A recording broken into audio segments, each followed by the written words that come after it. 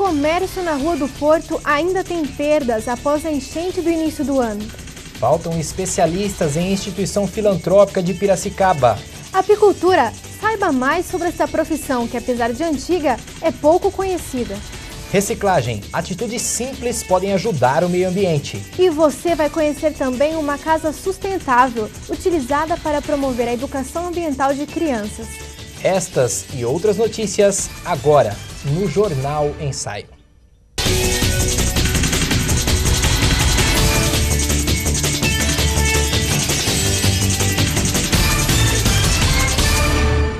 Olá! Na primeira edição do Jornal Ensaio deste ano e em todas as outras, vamos rever as principais reportagens produzidas pelos ex-alunos do curso de jornalismo da Unimep. Hoje você acompanha as principais matérias da primeira edição do Jornal Ensaio, que foi exibido no ano de 2001.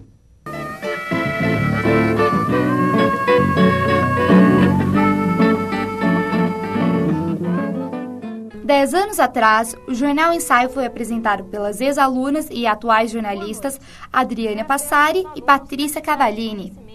Aquela edição, uma reportagem de Márcio Pissócaro, mostrou que a população desconhece qual é o trabalho de um vereador. Outra matéria, dessa vez de Patrícia Cavallini, informou que a situação dos serviços de mototáxi, em especial quanto ao seguro obrigatório, dependia de uma alteração na lei. A repórter Alessandra Torelli trouxe informações sobre a cirurgia de redução do estômago pelo SUS e os prejuízos que a obesidade mórbida pode causar nas pessoas. As novidades da merenda escolar das escolas públicas de 2001 foi mostrada na reportagem de Adriana Passari. A reportagem, feita por Poliana Ribeiro sobre o esporte de tiro prático, utilizado como treinamento da Polícia Militar, informou os detalhes deste tipo de preparação.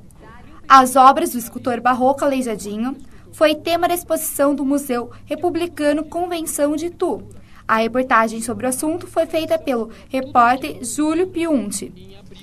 Outra reportagem, ainda em Itu, dessa vez feita pelo repórter Marcelo Bandeira, mostrou as belezas do Parque do Varvito, com uma sedimentação geológica tombada pelo patrimônio histórico.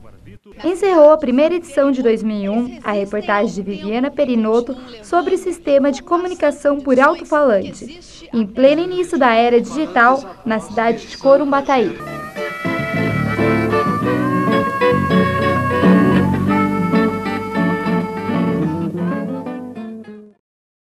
A Prefeitura de Americana deve implantar um projeto que mostra, na prática, diversos pontos geográficos da cidade, levando os alunos para fora das salas de aula. Acompanhe na matéria a seguir.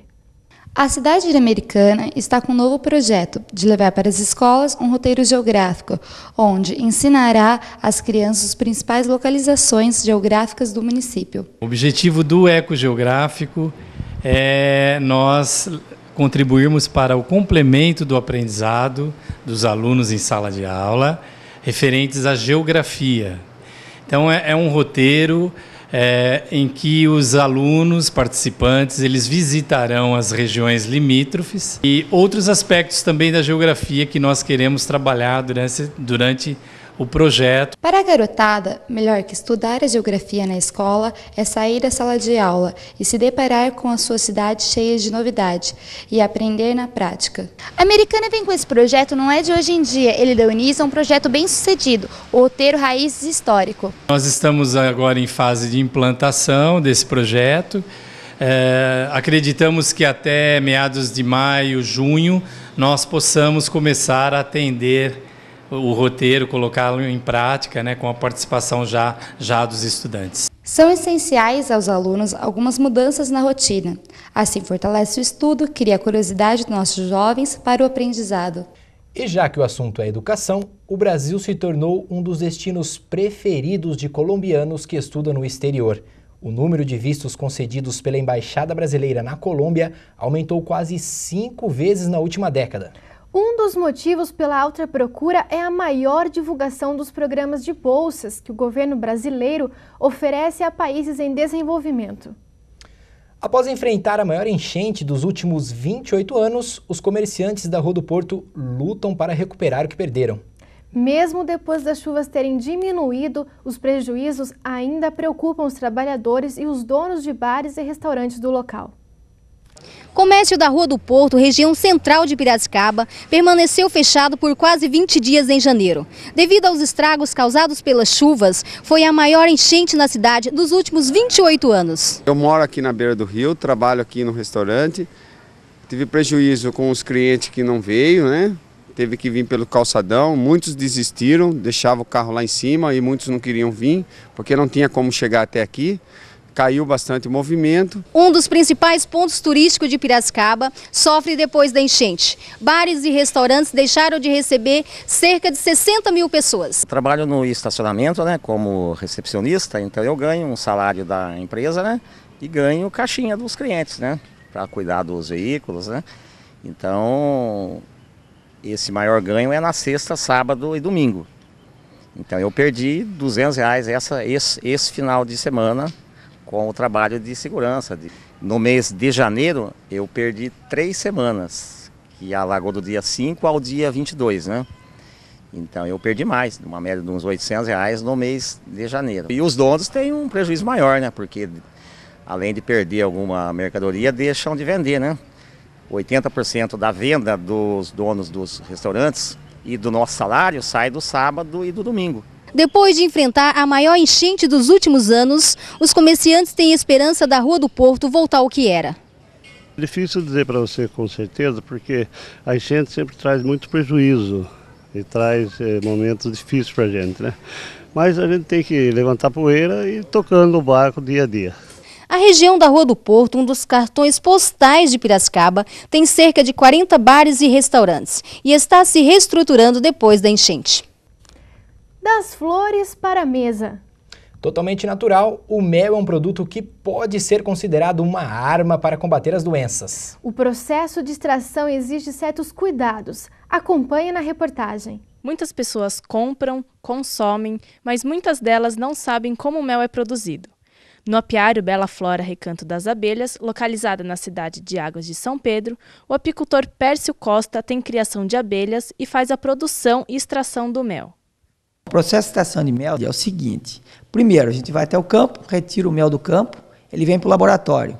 Aí ele é desoperculado, depois de desoperculado ele é centrifugado, depois de centrifugado ele é filtrado e depois vai decantar e diretamente para os potes. A apicultura ocupa a 7ª posição das atividades que mais crescem no Brasil, responsável pela geração de 30 mil empregos, sendo que no país já existem 500 mil apicultores em atividade para os 2,5 milhões de colmeias implantadas. A produção de mel por ano é de 40 mil toneladas, mas também existem produtos como geleia real, própolis e pólen, que também são produzidos em apiários. Um produto que é consumido desde a pré-história até os dias de hoje. Indica que os seus benefícios são grandes e a favor da nossa saúde. Somos mel de diferentes espécimes. Por exemplo, o laranja ele é muito bom para regularizar o intestino, calmante, contra insônia. Já o eucalipto vias respiratórias, asma, bronquite, tosse. E o silvestre muito usado como adoçante em geral. Um mel muito rico em ferro, um excelente mel. É fundamental entender o processo de produção dos produtos que consumimos.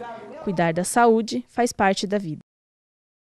E por falar em mel, a população de abelhas e outros insetos polinizadores, aqueles que ajudam as plantas a se reproduzir, tem diminuído nos últimos anos na Grã-Bretanha.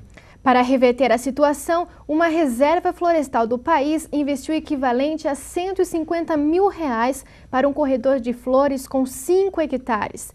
O objetivo é que essas plantações impeçam a queda no número de borboletas e outros insetos. Veja no próximo bloco o Sarau da Terceira Idade do Sesc Piracicaba. E ainda, instituição que atende autistas está sem psiquiatra. Não saia daí, o Jornal Ensaio volta já.